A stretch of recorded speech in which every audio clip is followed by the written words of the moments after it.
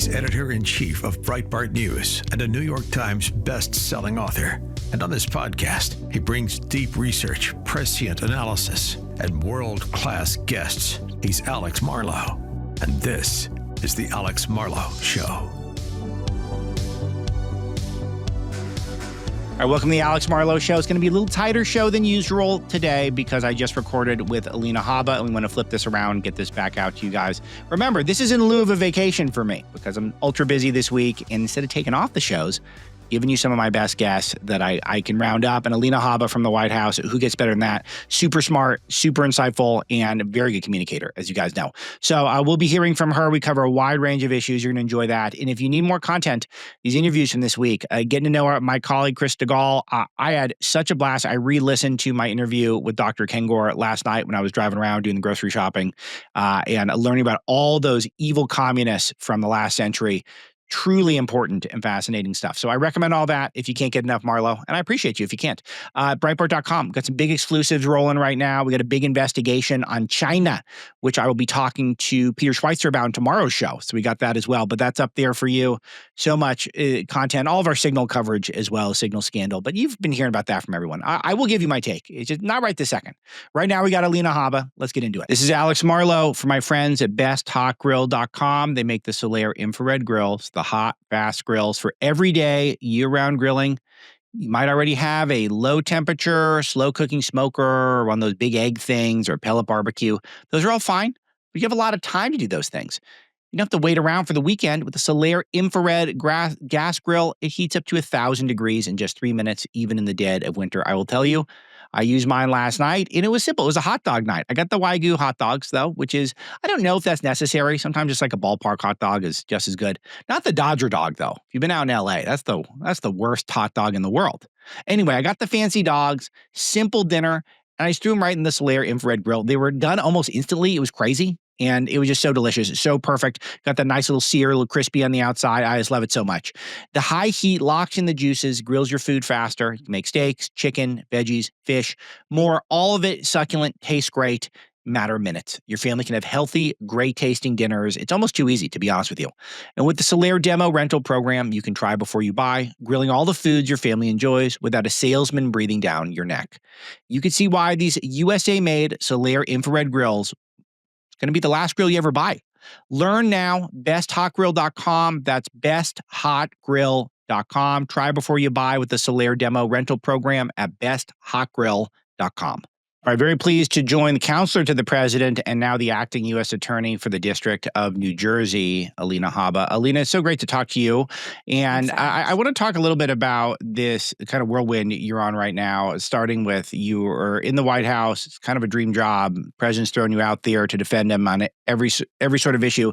And then you get this major promotion, but it also pulls you out of the West Wing, which had to be pretty fun. I mean, is your head spinning a little bit? What's going on?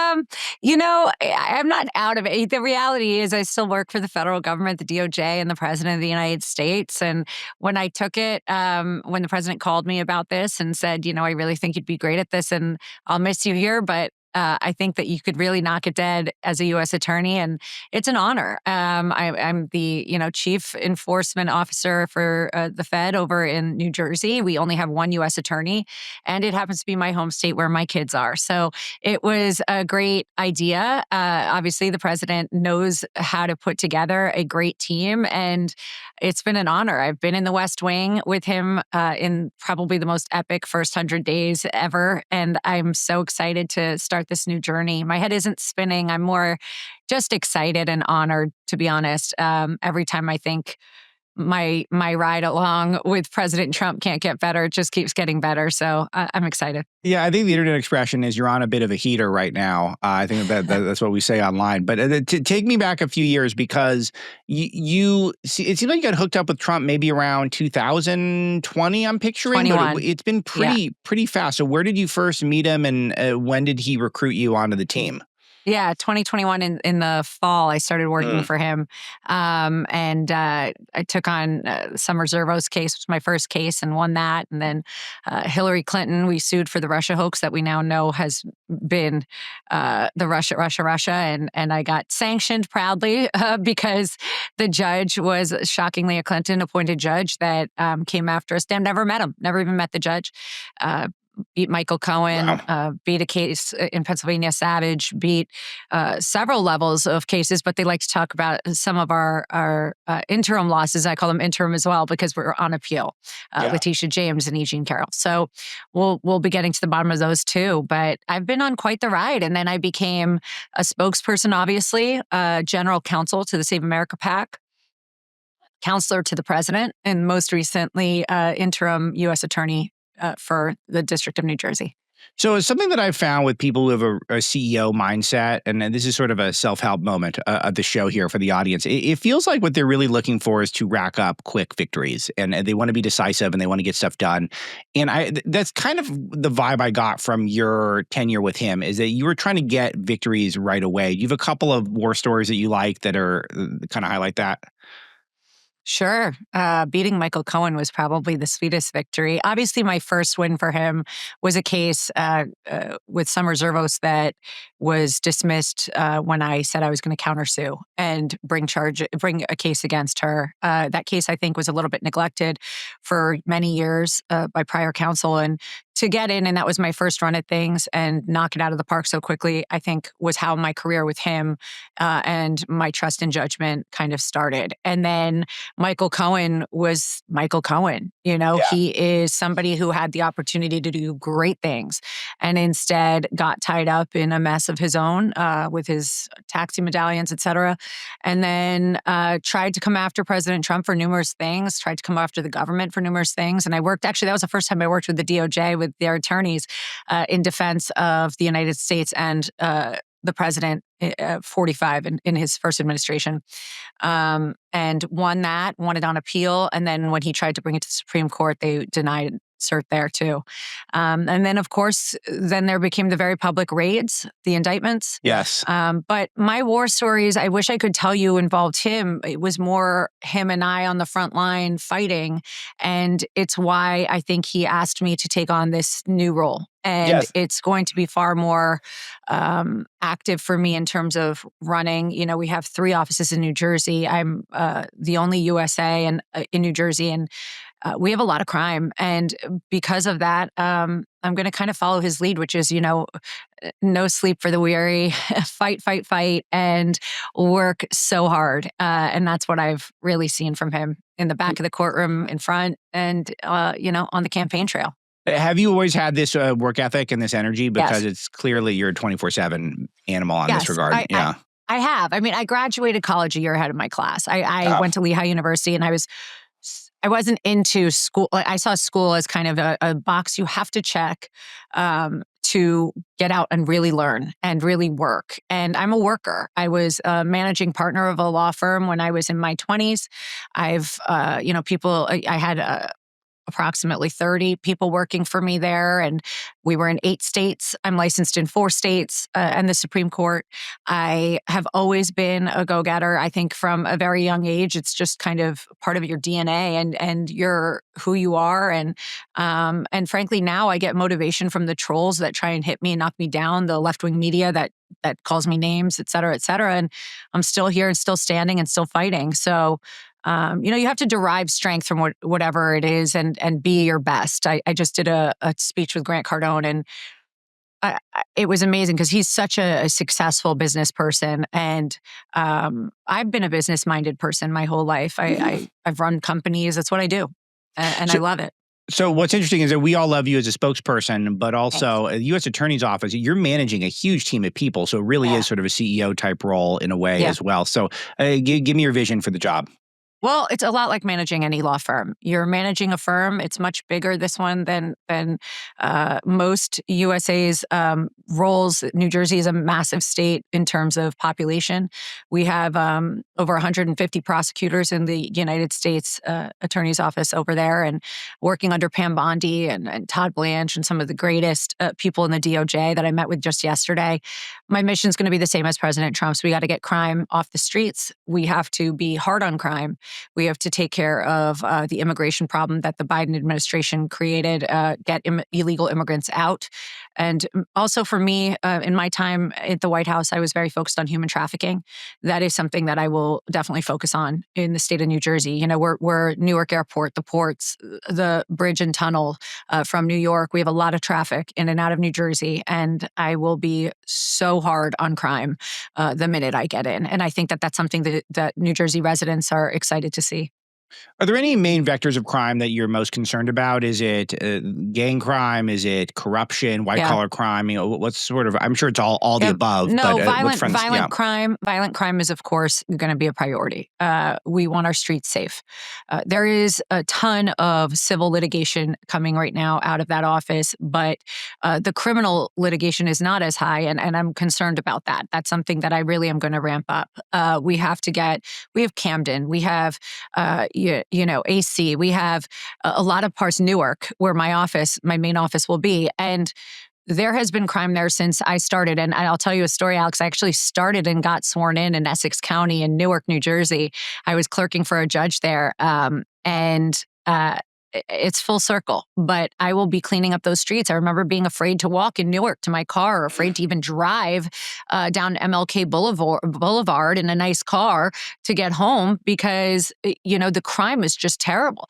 My father started, when he came to the United States, he was working out of UMD&J, in Newark as well. So it's crazy the way the world works, but I'll tell you the one thing I want for my children who are born and raised in New Jersey as well, born in the same hospital in Summit, New Jersey that I was born in, is that they don't have to be afraid to go to Newark, to go to the Prudential Center. They don't have to be afraid if they have a field trip and it gets through a part of Camden. I don't want children afraid. I also am very serious about the DEI initiatives with the president. We are not going to have any of that in our schools in New Jersey. I'm just going to follow through with everything that President Trump has mandated.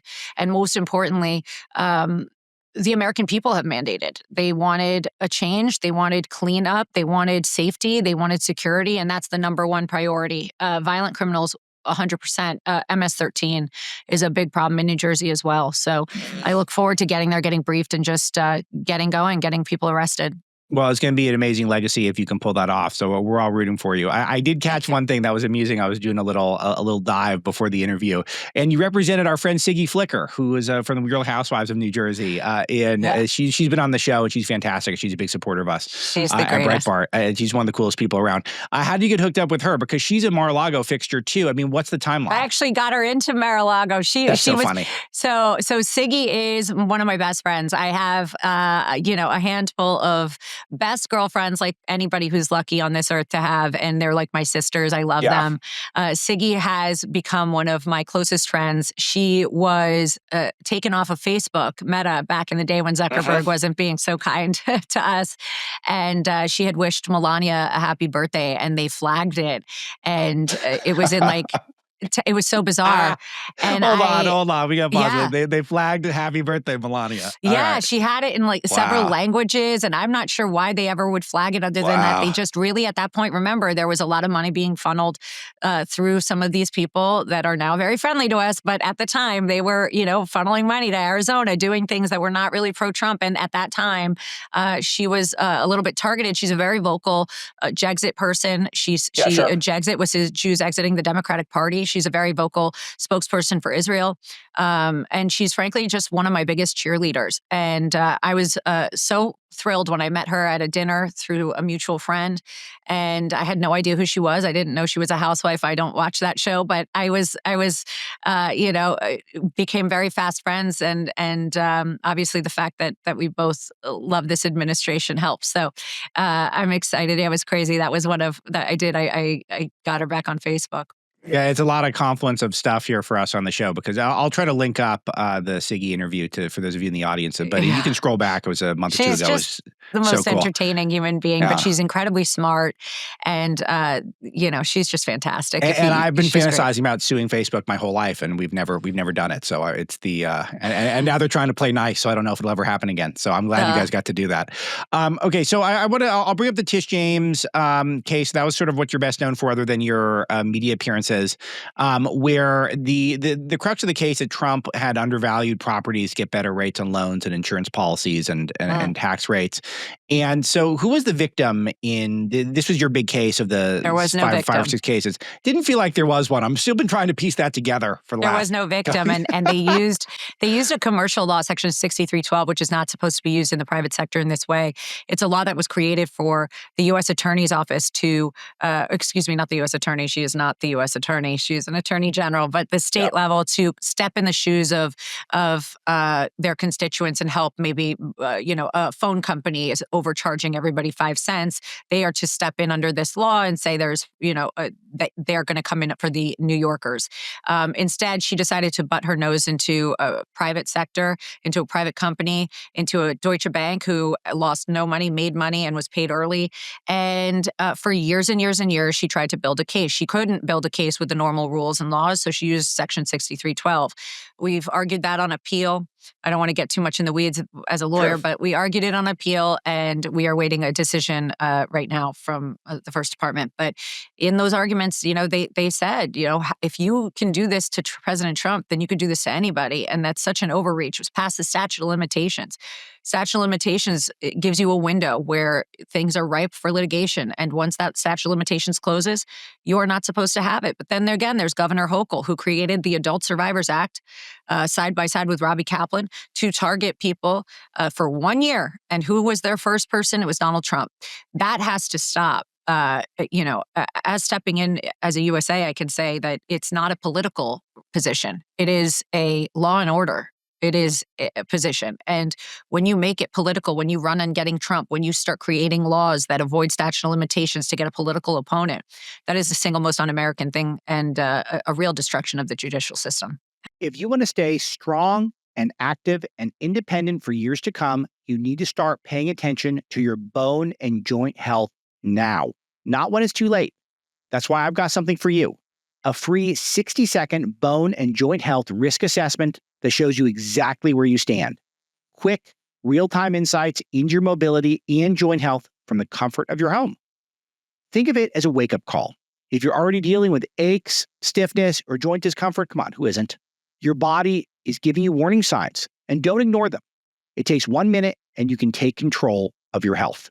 Go to juvent.com/Marlow. That's JUVENT.com/Marlow. You take the quiz, you get your results instantly. Your future self will thank you. That's juvent.com/Marlow. You won't regret that you did. There's so much in there that's so good, but I guess I'll pull out the big picture. Is it feels like the whole judicial apparatus could collapse on itself if this behavior continues, but it just feels like it's going to. It feels like this is nonstop. The Lawfare is, and it just does not. There's no real authority other than the fact that we believe in it as a society, that we believe in the system of law and order. And if we start seeing these things that occur one after the next, where the cases seem to already be decided just once the judge is selected, I mean, how long can this endure? The Attorney General ran on getting Trump. I mean, she got elected, and what she would scream is, I'm going to go into Donald Trump's office. I'm going to go into every corner. And she did for years and years and years. And the best she could come up with was that somehow, I don't know, his square footage was wrong. I still can't articulate it because there was no flaw. He was undervalued. We know that. We had a judge that said that Mar-a-Lago is worth $18 million. That's the most absurd thing for anybody that's ever been to Palm Beach. You can't get a closet for $18 million at this point. And, it's just the madness never ended. And for 4 years, it was such an honor to be, honestly, with President Trump during what I would say was probably some of his darkest days. And he was a fighter. So, how can I do anything but fight? And now for the great state of New Jersey. So one thing I want to touch on with this case in particular is that there's still an appeal out there. And this feels like I'm trying to understand the law on this, because it feels like if he's leader of the free world and we're bombing people all over the world, we're cleaning up, we're getting ice in the streets and cleaning up all the bad guys, and we're trying to get some tax cuts going and some government waste cleaned up. And then he's got this in the back of his mind that I've still got all these cases that are on appeal. I mean, that doesn't seem right, but I don't know the law on it, but it just seems really not good. Well, there's stays that get put in place on some cases. On the appellate division, those trials are complete, and we are eagerly awaiting for those decisions to come out. The Clinton case is being argued in July. Those cases have already gone through the decision making and are now just on appeal. That's very different than somebody trying to come after the sitting president. That doesn't happen. You can't do it. There are stays, there are executive protections for the executive branch. But again, if you look at the hush money case in New York again with DA Bragg, they were bringing in people to testify that were in the executive office where I work. And you have immunities in place. And the rulings were so flawed because all they wanted to do was prevent him from running for office, prevent him from winning. And that didn't go as planned. But no, the appeals can still move forward. We love that they're moving forward. To be honest, I think it's fantastic. I think that it's the other things that have to stop. It's the anybody trying to come after him right now. You can't go raid the president. You can't indict him. You can't do things like that at this moment. So those things do stop. But our appeals we're waiting on decisions. Okay, so let me just ask you about the concept of lawfare in general. What do you think are the main pushbacks that we can be doing right now? Because it feels like people are waking up, which is step one. But then what are the moves we've got? Yeah, so I'm as frustrated as most Americans outside of being in this role before, from watching consistent congressional testimony or hearings and then not seeing anything happen. And that's where the enforcement offices need to step in and do their own investigations and then instruct the men in blue to arrest people. And I see all the tweets, all the frustration. Why aren't we arresting people? Why aren't we arresting people? We have to do that because we can't keep having investigations and no outcome of accountability. That's one issue. The other issue we have, Alex, and you and I have spoken about this, is we got a real problem on the bench. For people to attack AGs or whomever, that's only half of it. Then you've got the people that are deciding what evidence goes in and out of court, what records you can and cannot make. As I know, it can completely ruin or destroy or change what the jury can see, what they can't see. Those decisions are so critical. So we shouldn't have judges that should recuse themselves, not recusing themselves. I think that's a broken system because the judges themselves decide if they're going to recuse. I don't understand that. I think that needs to be reformed. We have several things that I think are very troubling. You can't have political ties and be a judge deciding a case, and you cannot be actively having family members in that situation. That cannot happen. There are rules that should be, and people that need to be, I think, investigated in terms of judicial oversight committee and ethics, and those people you need to look at. You need to stop focusing on Trump's lawyers and start focusing on the enforcers of the law, the people that are truly the decision makers and that can really ruin somebody's life financially, putting them in jail, things like that. That you can't take that and mix politics into that. I know you got to run, but two quick ones. The judge who blocked Trump's deportation flights now handling the Signal group chat lawsuit. It just seems too crazy to be true. Yeah, like Judge Chuckin, the one that was the hardest on J6 crime, quote unquote, and then got President Trump's indictment and his case. It's not a coincidence. I don't think it was a coincidence that I got a Clinton-appointed judge on the Clinton-Russia hoax case in Florida. These are the games that have to stop. They got to stop. Last one. You heard, by the way, sorry to interrupt, but Speaker Johnson say, don't forget that we fund these federal courts. And if it comes to it, we will play ball with you just like you're playing with us. There's separation of powers for a reason. It's checks and balances. It's all those things, but this is an overstep. Great point. We fund those courts. Last one. Is Biden's Autopen legal? Well, I'm going to let my former executive branch deal with that one, but I will tell you something. I don't think there was a question that he didn't know what he was doing. I think that it's further evidence that there's concerns about his mental faculties at the time that you're signing a binding doc. And when you find out that he didn't even actually sign it, you have to look into whether he knew about it, whether he was aware of it, whether he even knew it was signed. We've heard some people up on the Hill say that they've had conversations with him after he signed something. He had no knowledge of it. That's concerning. And I'm sure they're looking into it. I'm sure they are. Alina Habba, amazing. Congratulations on the new gig, and Thank hope you you. come back and check in with us. Of course. Thanks, Alex. Thanks to producer Misty. That's today's show. Talk to you next time.